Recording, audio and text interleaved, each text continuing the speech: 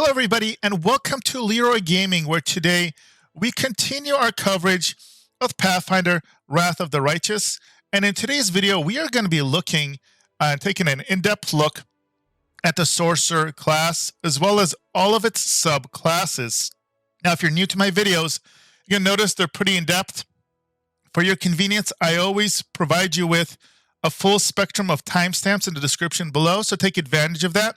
If you are enjoying the content, you find it helpful, like and subscribe. If you have questions for me, go ahead, comment below. Love interacting with you guys, and we got some great co-responders that are part of the viewing audience that are very knowledgeable, that also answer questions quite effectively. So with that all being said, let us go ahead and jump in, taking a look at the Sorcerer class in Pathfinder Wrath of the Righteous. So as we look at the base Sorcerer class, I want to point out two very important things. Format-wise, I narrate all the descriptive terms when it comes to the feats and features. When I talk about the core class, when we go to the subclasses, the archetypes, what ends up happening, there's a lot of repeat. So the repeated elements I will reference. And so if you want the full lowdown, you're going to want to check the timestamp for the core class.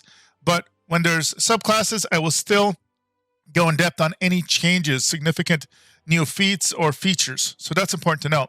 Also, I want to say right off the bat, this class is extremely dependent on what sorcerer bloodline you pick. Now, I've already created a video that goes over all of them. It was done for like the sorcerer or Eldritch Scion for the Magus / sorcerer. In the video, I repeatedly say Eldritch Scion because I was looking at the Magus.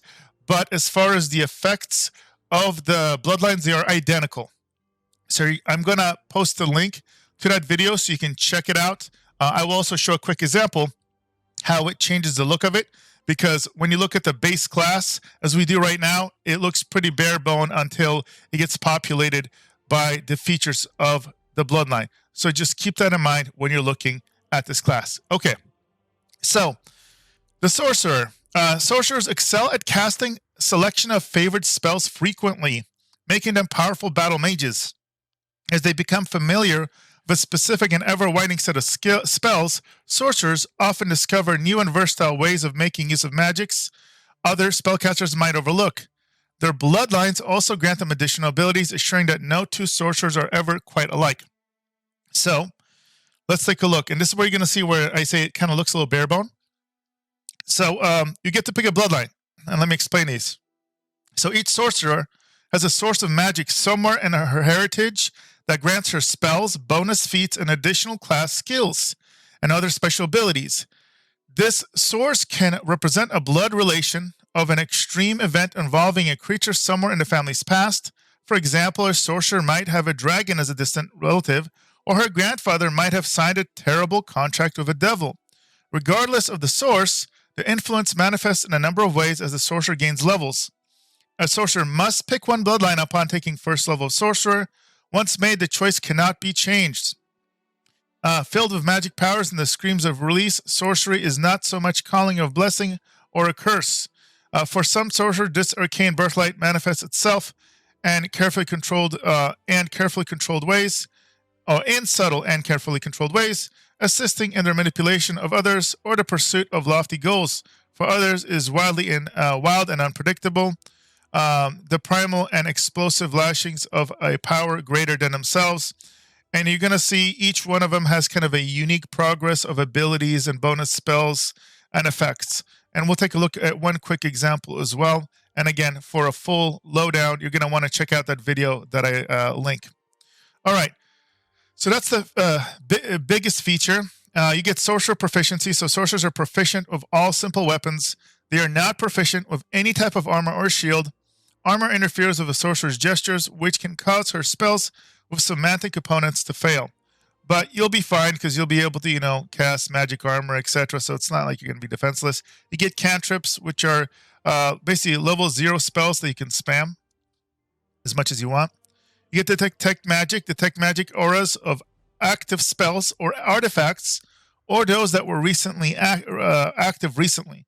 Can identify the school of magic to which the spells belong, used in dialogues as well.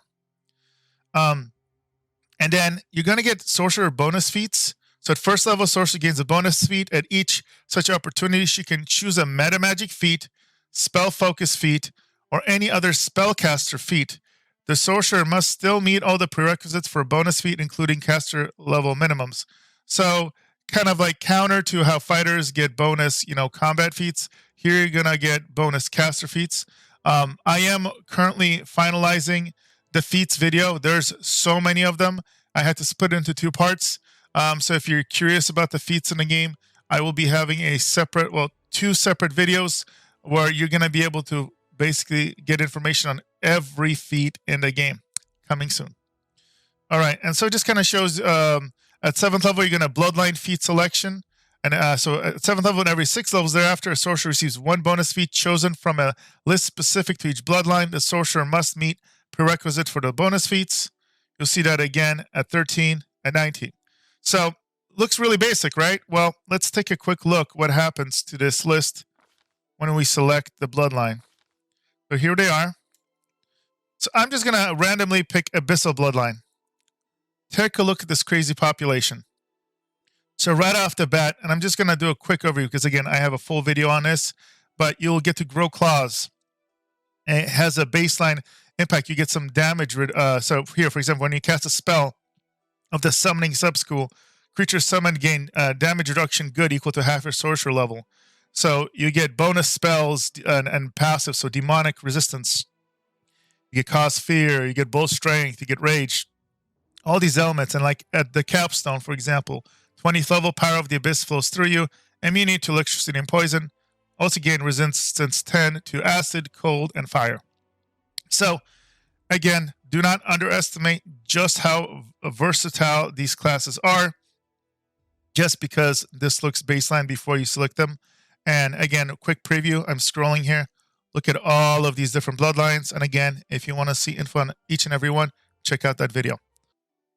All right, guys, very quick addendum here that I did want to mention when we're finishing up talking about the base sorcerer class. I don't go over it extensively here, but there's a whole spell progression line. You only, when you first start out, you get level 0 and level 1 spells. I didn't cover them extensively in this video, but I will be having a separate video that should be popping up here momentarily once it's live, and I'll update it in the description. That will go over the full spell progression from level 1 all the way max level 20 for sorcerers, and those will be all the baseline spells, obviously not counting the bonus spells. The bonus spells you're going to see listed depending on which bloodlines you choose. So look forward to that in the future. All right, so that is the baseline sorcerer. Nothing wrong with that. But there's also some phenomenal subclasses / archetypes. So the first is Crossblooded. So a Crossblooded bloodline combines the powers of 2 distinct heritages. In most cases, sorcerers with the bloodlines are the offspring of 2 sorcerers from different ancestries, but occasionally a Crossblooded sorcerer arises from the conjunction of other powers. A Draconic sorcerer who is also a culmination of a great deity, an Abyssal sorcerer from a family that dealt with devils, and an Arcane sorcerer raised from birth by Fae are all possible sources of Crossblooded bloodlines. So let's see what comes of this. So you get your bloodline, you get your normal proficiency, so those are both the same. You get your cantrips, and you get detect magic, all like the baseline sorcerer. But you get a secondary bloodline. So a Crossblooded sorcerer gets additional bloodlines as a secondary bloodline. She receives only bonus class skills and bonus spells from this bloodline. So it's not like you get the best of both worlds, because then why would you ever be a baseline sorcerer? And then you still get the bonus feat elements. So let's take a look at this. I'm going to use as an example. So again, human. Let's do this bloodline here. Oops. All right, and so I'm just going to very quickly, because unfortunately you don't select the second one. Again, these are not good sets. I'm just plopping random choices in to keep the video going. All right, let's keep going. Random feat. No background. Sorcerer bonus feat. And here we go. Secondary bloodline. So we had Abyssal. Well, what if we had Abyssal and Arcane Bloodline? So take a look at this. So now you see the difference here, right? So you gain, for the main Bloodline, you get the whole capstone, you get the Demonic Might, you get the Grow Claws, you get these major features. For the second one, you'll notice you don't have quite as much. You don't have like the capstone, for example, but you're still going to get Arcane Bloodline Arcana here. You're going to get the bonus spells, so you can kind of see my clicking on and off. You still get elements here, but basically what you're giving up is some of the extra features that would be as you level up. So it's still universally not a bad choice if you're picking between this and a normal sorcerer. Oftentimes this gives you a lot more flavor and options and flexibility. So that right there is the Crossblooded Sorcerer. Okay, next we're going to look at the Imperial Sorcerer subclass. So with this one, your heavenly powers derive from insight rather than force of personality. So basically what this does, it does two things. It basically forces the kind of angelic bloodline on you, so you do not get to choose that. But the real big difference here is that it's going to make it so that you're now wisdom based. Everything else is basically the same. You're still going to get normal sorcerer proficiencies, normal detect magic, normal cantrips, and then your bonus feats and bloodline feat selection. But again, the reason people choose this subfaction or subclass rather, or archetype, is if they want to be wisdom based, and especially if they're going to multi-class and they want to multi-class with something that is wisdom based. So let me kind of show you. It'll pop up here in a second. So it kind of populates, so you have a really quick visual look. There you go. So right there, you'll notice this has the same exact elements as kind of the angelic pathline. And it's not called angelic pathline. It's called, let me correct myself here. It's the celestial bloodline. So you'll notice it is exactly the same.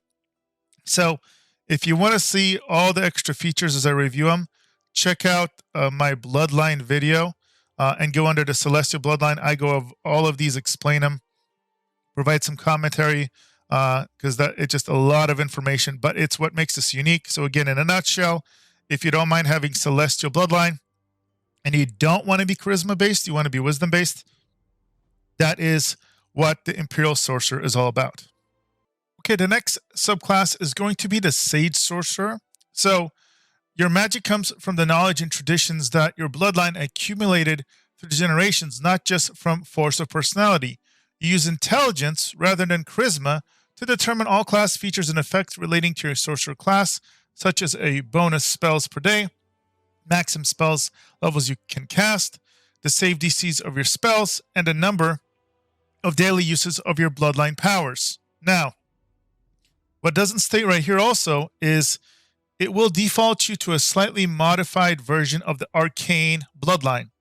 So if you want to see everything related to that bloodline, check out my bloodline video. But let me show you the slight alteration. So really quick, if you were choosing a normal sorcerer and you chose the normal bloodline, arcane bloodline, this is the main difference. You would get this arcane bond right here at level 1. So first level, you can form a powerful bond with an object or creature. Bond can take form one of two forms, familiar or bonded object. Familiar is a magical pet that enhances your skills and senses, while a bonded object is an item you can use to cast additional spells. This is the normal version based off the charisma-based base class. But if we go and get all intelligence-based, take a look here. What's going to happen during a character creator, you have to like select the first skill. I don't know why you have to select the skill, the skills before it populates, but you do. And now it's populated. So notice that element is missing. And now it has bloodline arcana. Unlike most sorcerers, your innate magic is powered by force of personality. You use your intelligence to understand, master your mystic powers. So use your intelligence rather than charisma to determine all class features. So this was already mentioned before. And then you also gain +2 bonus to all knowledge arcana skill checks. So that is unique. You're also going to get Arcane Bolt. So this is where you normally see that the bonded item. So because you're intelligence based, apparently you're not going to receive your familiar or bonded item. Instead, you're going to get this Arcane Bolt. Starting first level, you can unleash a bolt of magic force as a standard action, targeting any foe within 30 feet as a ranged touch attack. This bolt deals 1d4 points of damage plus 1 for every 2 sorcerer levels you possess. Now, this is a little unfortunate.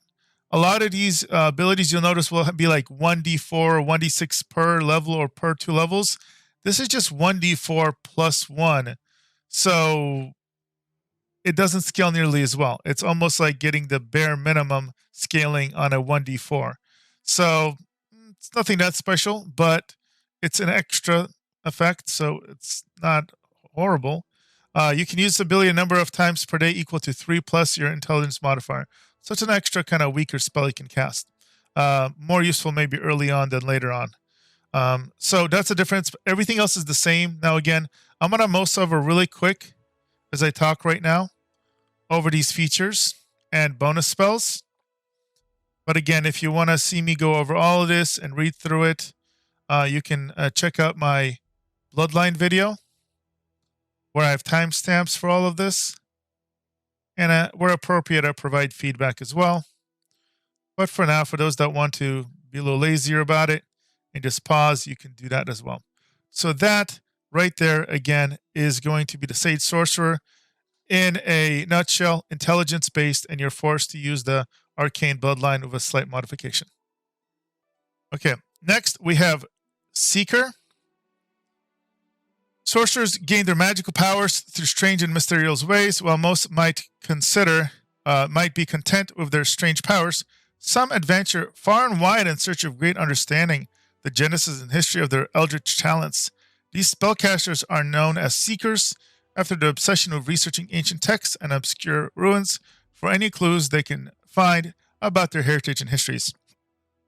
So, we have normal sorcerer proficiencies, normal cantrips, normal detect magic, and again, you can see all that in detail and main sorcerer part of the video.